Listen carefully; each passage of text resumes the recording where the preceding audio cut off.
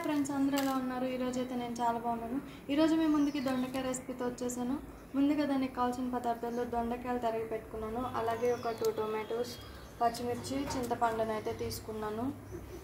పెట్టుకున్నాం. దాన్ని అయితే బాగా హీట్ అవనిద్దాం.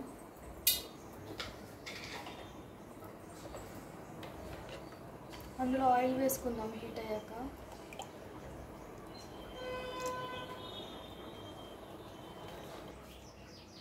సో ఆయిల్ అయితే బాగా హీట్ అవ్వనివ్వాలి. ఆయిల్ అయితే హీట్ అయిపోయింది. ముందుగా తరిగి పెట్టుకున్నవన్నీ వేసుకుందాం.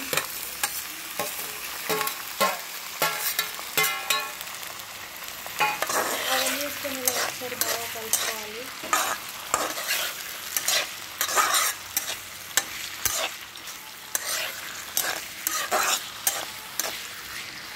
ఇలా ఒకసారి బాగా కలుపుకొని మూత పెట్టుకుందాం. ఎందుకంటే అది మగ్గడానికి లేట్ అవుతుంది కాబట్టి.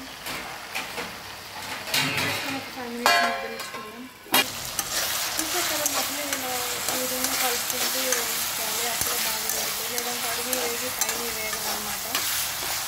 సో ఇలా కలుపుకుంటూ పెట్టండి. చూసాక ఫ్రెండ్స్ ఇవైతే బాగా మగ్గిపోయినాయి. సో ఈ విధంగా మగ్గించుకున్నాక స్టవ్ ఆఫ్ చేసుకొని ఇవి చల్లారాక మిక్సీ పెట్టుకోవాలి. సో చూసాక ఫ్రెండ్స్ చల్లారినాకైతే ఈ విధంగా నేనైతే మిక్సీలో వేసుకుంటాను. మీకు రోల్ అవైలబుల్గా ఉంటే రోట్లో వేసుకొని దంచుకోండి, ఇంకా చాలా బాగుంటుంది టేస్ట్.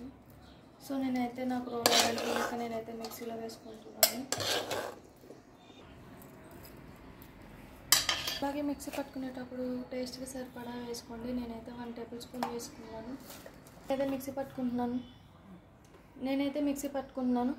మీకు వెల్లిపాయలు వేసేది స్కిప్ అయింది. సో అది కూడా మీరు వెల్లిపాయలు కూడా వేసుకోండి ఇందులో సాల్ట్తో. చూసారు కదా, ఒక 2 మినిట్స్లో వెంటనే మిక్సీ అయిపోయింది. దీన్ని అయితే ఒక ప్యాన్లోకి తీసుకుందాం. సో నేనైతే ప్యాన్లోకి తీసుకుంటున్నాను.